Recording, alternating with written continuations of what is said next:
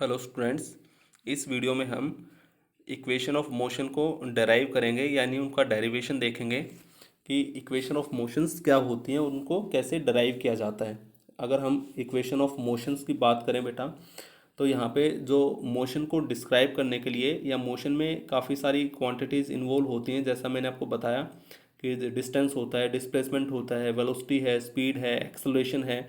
तो यहाँ पे ये जो क्वांटिटीज़ हैं, इनकी कैलकुलेशन के लिए, इनको फाइंड आउट करने के लिए या न्यूमेरिकल पर्पज से की है तरफ से आप इसको देख सकते हो कि इन सारे काफ़ी सारी क्वांटिटीज़ को फाइंड आउट करने के लिए हमें कुछ इक्वेशंस की हेल्प लेनी पड़ती है। इन्हीं इक्वेशंस को हम इक्वेशन ऑफ मोशन बोलते हैं। तो यहाँ पे जो डेरिवेशन है हम वो with the help of graphical method करेंगे।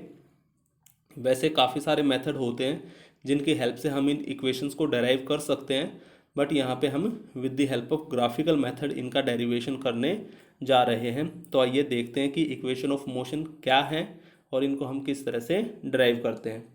तो in case of uniformly accelerated motion, the graph between velocity and time is a straight line which shows that the acceleration remain constant in such type of motion। यानी बच्चों आपने जो uniformly एक्सेलेरेटेड motion है हमारा, uniformly एक्सेलेरेटेड motion में जो velocity time graph देखा है आपने, तो वो ग्राफ जो है वो एक स्ट्रेट लाइन होता है। तो अगर यूनिफॉर्मली एक्सेलरेटेड मोशन में वेलोसिटी टाइम ग्राफ अगर हमारा स्ट्रेट लाइन आ रहा है बच्चों, तो इसका मतलब ये है कि एक्सेलरेशन जो है वो कांस्टेंट है। क्योंकि मैं यहाँ पे आपको बता दूँ कि जो जो इक्वेशन ऑफ मोशन है हमारी, वो जब एक्सेलरेशन आपका कांस्टेंट होगा उसी केस में हम इनको अप्लाई कर सकते हैं और उसी केस में हम क्वांटिटीज़ को फाइंड आउट कर सकते हैं। यानी ये जो इक्वेशंस हैं आपकी, वो सिर्फ जो यूनिफॉर्मली एक्सेलरेटेड मोशन है उसके लिए हेल्पफुल हो सकती हैं, क्योंकि यूनिफॉर्मली एक्सेलरेटेड मोशन में आपका जो एक्सेलरेशन है वो ज़ीरो के इक्वल आ रहा है। सॉरी, जो एक्सेलरेशन है वो कांस्टेंट है हमारा। तो वहाँ पे अगर एक्सेलरेशन कांस्टेंट है, इवन एक्सेलरेशन अगर जैसे जीरो होता है यूनिफॉर्म मोशन में, तो वहाँ पे भी हम इनको अप्लाई कर सकते हैं। बट एक्सेलरेशन अगर हमारा कांस्टेंट है तो वहाँ पे हम इनको सक्सेसफुली अप्लाई करेंगे और जो क्वांटिटीज़ हैं उनको फाइंड आउट करेंगे। तो in this type of motion we can use some equations to find out values of quantities और parameter to describe motion। यानी हम quantities को find out कर सकते हैं इन equations की हेल्प से। ये देखते हैं बच्चों कैसे हम इनको ड्राइव करेंगे। तो ये आपका ग्राफ है, ये हमने ग्राफ लिया है, वेलोसिटी टाइम ग्राफ है ये यूनिफॉर्मली एक्सेलरेटेड मोशन का। जैसा कि मैंने आपको बताया या पहले भी हम डिस्कस कर चुके हैं कि यूनिफॉर्मली एक्सेलरेटेड मोशन में जो वेलोसिटी टाइम ग्राफ होता है वो एक स्ट्रेट लाइन होता है। अब बच्चों यहाँ पे डिफरेंस क्या है, जब हमने वहाँ पे ग्राफ डिस्कस किए थे पीछे वाली वीडियो में, जब हमने ग्राफ डिस्कस किए थे तो आपके पास जो लाइन थी वो स्ट्रेट लाइन थी, बट ओरिजिन से स्टार्ट हो रही थी, यानी यहाँ से जीरो से स्टार्ट हो रही थी, ओरिजिन से स्टार्ट हो रही थी इस तरह से। और ये लाइन जो है बच्चों वो यहाँ से ओरिजिन से स्टार्ट नहीं हो रही है। तो इन दोनों में डिफरेंस क्या है, इनमें डिफरेंस ये है बच्चों कि यहाँ पे इस केस में जो इनिशियल वेलोसिटी है आपकी वो ज़ीरो है, क्योंकि ग्राफ आपका जीरो से स्टार्ट हो रहा है। और यहाँ पे इनिशियल वेलोसिटी जीरो नहीं है, क्योंकि वाई एक्सिस के अलोंग हम वेलोसिटी लेके चल रहे हैं। तो ये जो ए पॉइंट है हमारा, ये आपका इनिशियल वेलोसिटी वाला पॉइंट है, यानी इनिशियल वेलोसिटी हमारी ज़ीरो नहीं है। अगर इनिशियल वेलोसिटी हमारी ज़ीरो होती तो ग्राफ आपका ओरिजिन से स्टार्ट होता इस तरह से। तो इनिशियल वेलोसिटी हमारी ज़ीरो नहीं है बच्चों, तो इस वजह से ये ग्राफ आपका हम पॉइंट ए से स्टार्ट कर रहे हैं। फॉर एग्ज़ाम्पल, अगर आपके पास कोई किसी ऑब्जेक्ट के मोशन का डाटा है और वहाँ पे मान लेते हैं हम इनिशियल वेलोसिटी हमारी 5 मीटर पर सेकंड है और फाइनल वेलोसिटी हमारी 20 मीटर पर सेकंड है। तो जैसे हम ग्राफ यहाँ पे डिस्कस करते हैं, तो ये मान लिया आपका 5 मीटर का है, 5, 10, 15, 20, और ये 1, 2, 3, 4 इस तरह से सेकंड हो गए। तो इनिशियल वेलोसिटी अगर आपकी 5 मीटर पर सेकंड है तो ग्राफ आपका बच्चों यहाँ से ये 5 से स्टार्ट होगा इस तरह से। और फाइनल वेलोसिटी अगर आपकी 20 है तो आप यहाँ से ये ग्राफ यहाँ तक जाएगा। आप यहाँ से जब प्रोजेक्शन डालोगे तो ये 20 पे आके कट करेगा वाई एक्सिस के अलोंग। तो इनिशियल जो है वो आपकी 5 मीटर पर सेकंड हो जाएगी और जो फाइनल है आपकी वो 20 मीटर पर सेकंड हो जाएगी, इस तरह से।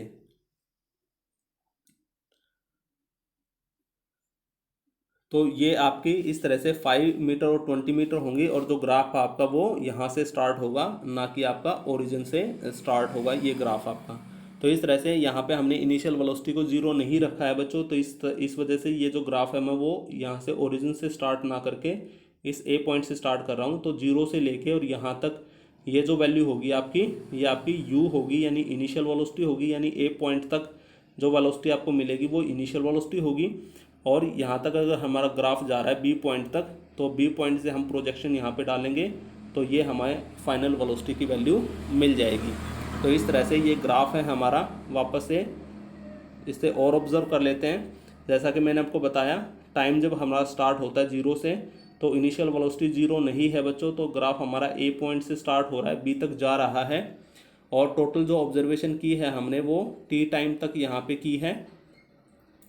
तो टी टाइम में यू आपकी ए पॉइंट पे यू आपकी इनिशियल वेलोसिटी होगी, बी पॉइंट पे बी हमारी फाइनल वेलोसिटी होगी।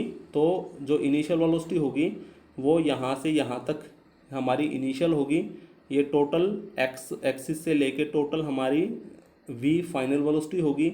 और अगर हम बात करें बी डी पॉइंट की, तो ये फाइनल ये है पूरी। यहाँ से अगर हम ये इनिशियल घटा देंगे तो ये हमारी जो बचेगी ये बच्चों v माइनस यू के इक्वल हो जाएगी।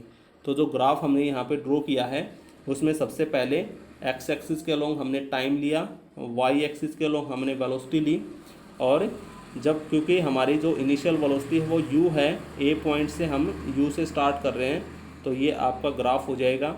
इसके बाद मैंने यहाँ से प्रोजेक्शन डाल दिया फाइनल वेलोसिटी के लिए, यहाँ से प्रोजेक्शन डाल देंगे टोटल टाइम के लिए कि टाइम कितना लिया है हमने। फिर ए पॉइंट से भी मैंने प्रोजेक्शन डाल दिया ताकि यहाँ से आपको इनिशियल वेलोसिटी का पता लग जाए, क्योंकि ये जो बी सी जो हमारी लाइन है ये इसी के इक्वल है हमारी। तो यहाँ पे जो वैल्यू होंगी वो वैल्यू यहीं पे भी होंगी। तो डी सी जो है हमारा वो इनिशियल वेलोसिटी को रिप्रेजेंट कर रहा है, बी डी हमारा वी माइनस यू को रिप्रेजेंट कर रहा है, और बी सी हमारा फाइनल वेलोसिटी को रिप्रेजेंट कर रहा है वी को। तो यहाँ पे बच्चों this is the graph which shows that initial velocity is not zero. यहाँ पे इनिशियल वेलोसिटी जीरो नहीं है। तो जैसा कि आपको बताया है वेलोसिटी टाइम ग्राफ से हम इसका स्लोप निकाल के एक्सेलरेशन निकाल सकते हैं। तो slope of this v t graph gives us acceleration that is a is equal to v two minus v one upon t two minus t one बच्चों। तो आइए फर्स्ट इक्वेशन देखते हैं। फर्स्ट इक्वेशन के लिए डेरिवेशन कैसे हमें करना है। As we know the slope of the line gives the value of acceleration, so a is equal to, अब यहाँ पे जैसे हमने एक्सेलरेशन के लिए फॉर्मूला लगाया बच्चों v2 two minus v one upon t two minus t one. तो यहाँ पे v2 आपकी फाइनल वेलोसिटी होती है, v1 आपकी इनिशियल वेलोसिटी होती है, t2 आपका फाइनल टाइम होता है, t1 हमारा इनिशियल टाइम होता है। तो अकॉर्डिंग टू सिचुएशन अगर हम देखें तो v2 की जगह आपका v आ जाएगा, v1 की जगह आपका u आ जाएगा, क्योंकि यहाँ पे u आपकी इनिशियल वेलोसिटी है, t2 की जगह t आ जाएगा, और t1 हमारा जीरो था तो ये जीरो आ जाएगा। तो a जो होगा हमारा, a जो होगा बच्चों वो a is equal to v minus u upon t minus zero हो जाएगा। और इस तरह से यहाँ से हम लिख सकते हैं ये t आपका a के साथ मल्टीप्लाई होगा, तो ए टी हो जाएगा यहाँ पे, a t will be equal to v minus u, और यहाँ से अगर आप v निकालेंगे तो v जो हो वो u प्लस ए टी होगा। तो ये आपकी फर्स्ट इक्वेशन हो जाएगी जिसको हम इक्वेशन ऑफ मोशन बोलेंगे। तो इसमें v जो है बच्चों, v हमारी फाइनल वेलोसिटी है, u हमारी इनिशियल वेलोसिटी है, a आपका एक्सेलरेशन है, और t हमारा टाइम टेकन हो जाएगा यहाँ पे। तो इस तरह से ये डेरिवेशन हमने किया फर्स्ट इक्वेशन का। सेकंड इक्वेशन का डेरिवेशन हम कर लेते हैं।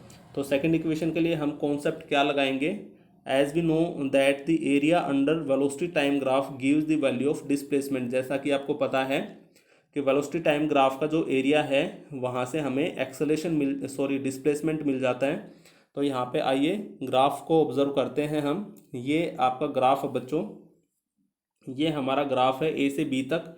तो ए से बी के नीचे कितना एरिया आ रहा है, तो यहाँ से बच्चों हम ए पॉइंट से प्रोजेक्शन डाल देंगे ये, बी पॉइंट से प्रोजेक्शन डाल देंगे ये, और ये जो है आपका वो टोटल एरिया हमारा हो जाएगा।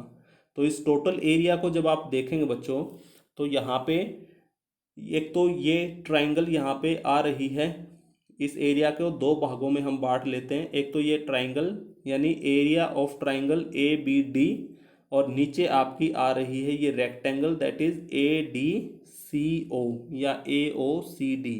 तो इस ट्राइंगल का एरिया अगर हम निकाल लें, इस रेक्टेंगल का एरिया अगर हम निकाल लें, तो टोटल हमारे पास ये डिस्प्लेसमेंट के इक्वल हो जाएगा। यानी एस जो डिस्प्लेसमेंट है उसको हम एस से रिप्रेजेंट करते हैं, तो ये डिस्प्लेसमेंट के इक्वल हो जाएगा। तो यही पॉइंट मैंने यहाँ पे रखा है आपका कि जो नेट डिस्प्लेसमेंट होगा हमारा वो area of triangle A B d plus area of rectangle o a D c के इक्वल होगा बच्चों। तो यहाँ पे इनकी वैल्यू पुट कर देते हैं। तो जो ट्राइंगल है हमारी, क्योंकि वो एक राइट एंगल ट्राइंगल है और राइट एंगल का ट्राइंगल का एरिया होता है half into base into height, तो यहाँ पे ये आ जाएगा हाफ इंटू बेस जो है वो ए डी है हमारा और हाइट जो है वो बी डी है, प्लस ओ ए इंटू ओ सी, यानी जो रेक्टेंगल है उसमें एक साइड ओ ए आपकी आ रही है और दूसरी साइड ओ सी हमारी आ रही है, तो दोनों की मल्टीप्लाई कर देंगे और इस तरह से हम इन दोनों एरियाज को ऐड कर देंगे। ये आपका ट्राइंगल का एरिया हो जाएगा प्लस ये आपका रेक्टेंगल का एरिया हो जाएगा। उसके बाद बच्चों ये वैल्यू हम पुट करेंगे half s is equal to half a d जो है, ग्राफ से अगर हम देखें बच्चों a d and b d इनकी वैल्यू अगर हम देखेंगे, तो जो ए डी है हमारा ए डी वो ओ सी के इक्वल है, और ये है यहाँ से यहाँ तक जो है वो बच्चों टी के, क्योंकि एक्स एक्सिस का लो हम टाइम को लेके चल रहे हैं तो ये टाइम टी के इक्वल हो जाएगा। बी डी जो है आपका वो वी माइनस यू के इक्वल है। तो इस तरह से इन सब की वैल्यू हम यहाँ पे पुट कर देंगे। जो आपके पास ए डी है उसको हमने टी के इक्वल रख दिया, जो बी डी है उसको हमने वी माइनस यू के इक्वल रख दिया। ओ ए जो है बच्चों ग्राफ से आप देखेंगे तो वो यू के इक्वल है एंड ओ सी जो है वो टी के इक्वल है वापस से। तो यहाँ पे ये आ जाएगा आपके पास।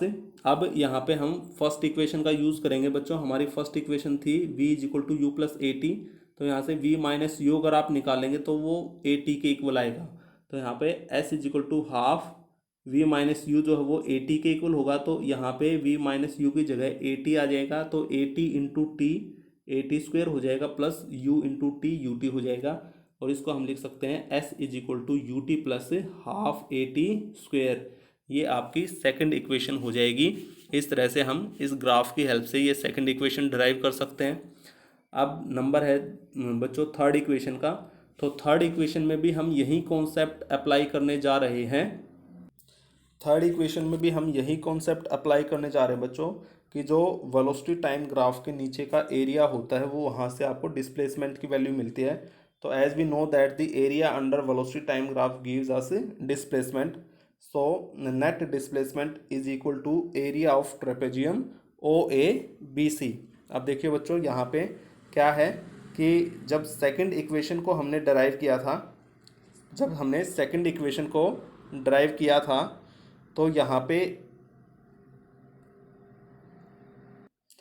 तो यहाँ पे इसी एरिया को फाइंड आउट करने के लिए मैंने इस एरिया को टोटल दो पार्ट्स में डिवाइड कर दिया था। एक तो ये ट्राइंगल का एरिया और दूसरा नीचे ये रेक्टेंगल का एरिया। बट यहाँ पे बच्चों हम डायरेक्ट भी इस एरिया को निकाल सकते हैं। तो जो थर्ड इक्वेशन है उसमें मैं जो सेकंड हमारा ऑप्शन है कि हम डायरेक्ट इस एरिया को कैसे निकाल सकते हैं, तो बच्चों अगर आप ध्यान से इस एरिया को, इस शेप को देखेंगे तो ये एक ट्रेपेजियम की शेप आ रही है इस तरह से। ये हमारी एक ट्रेपेजियम है जिसमें दो साइड आपकी पैरेलल होती हैं इस तरह से, और ये क्वाड्रिलेटरल होती है, ट्रेपेजियम है ये। तो इस ट्रेपेजियम का डायरेक्ट एरिया निकालने का भी फॉर्मूला होता है, तो यहाँ पे हम वहीं अप्लाई करने जा रहे हैं और जिसकी हेल्प से हम थर्ड इक्वेशन को ड्राइव करेंगे। तो एरिया ऑफ ट्रेपेजियम आपका थर्ड इक्वेशन के लिए हमारा हेल्पफुल हो जाएगा, यानी जो नेट डिस्प्लेसमेंट होगा वो एरिया ऑफ ट्रेपेजियम OABC के इक्वल हो जाएगा। और ट्रेपेजियम का जो एरिया होता है बच्चों उसका फॉर्मूला होता है sum of parallel side into perpendicular distance upon 2, यानी जो पैरेलल साइड हैं उनका हम सम कर देते हैं, परपेंडिकुलर डिस्टेंस जो है उससे मल्टीप्लाई कर देते हैं और 2 से इसको डिवाइड कर देते हैं। तो यहाँ पे आइए देख लेते हैं, ये हमारा ग्राफ है। तो यहाँ पे जो हमारी पैरेलल साइड है बच्चों, एक तो ये और दूसरी ये हमारी दो पैरेलल साइड हैं, और ये OC या AD कोई भी आप एक ले सकते हो। ये आपका परपेंडिकुलर डिस्टेंस हो जाएगा इन दोनों साइड्स के बीच का। तो सम ऑफ पैरेलल साइड यानी ओ ए प्लस बी सी ऐसे हो जाएगा, into O A plus B C into perpendicular distance जो है वो आपका ए डी या ओ सी कुछ भी आप ले सकते हो, अपॉन 2। इस तरह से ये फॉर्मूला हम यहाँ पे अप्लाई करेंगे। तो यहाँ पे बच्चों बी सी प्लस ओ ए इंटू ओ सी अपॉन 2 ये आ जाएगा। अब जो यहाँ पे बी सी है बच्चों, बी सी जो है वो वी के इक्वल है, ओ ए आपका यू के इक्वल है, ओ सी हमारा टी के इक्वल है। तो ये सारी की सारी वैल्यूज हम यहाँ पे पुट कर देंगे। तो एस जो है एट लास्ट, एस जो है वो हो जाएगा v plus u into t by 2। अब यहाँ पे हम फिर से फर्स्ट इक्वेशन का यूज़ करेंगे बच्चों। फर्स्ट इक्वेशन हमारी v is equal to u plus a t, तो यहाँ से जो t है वो v minus u upon a आ जाएगा। तो इस तरह से t की वैल्यू हम यहाँ पे रख देंगे। तो टोटल हमके पास बचेगा s is equal to v plus u into v minus u upon 2a। ये t की वैल्यू हम यहाँ पे रख देंगे। तो इस तरह से ये आपके पास आ जाएगा। और 2a यहाँ से हम इसको मल्टीप्लाई करेंगे s के साथ, तो ये 2as हो जाएगा।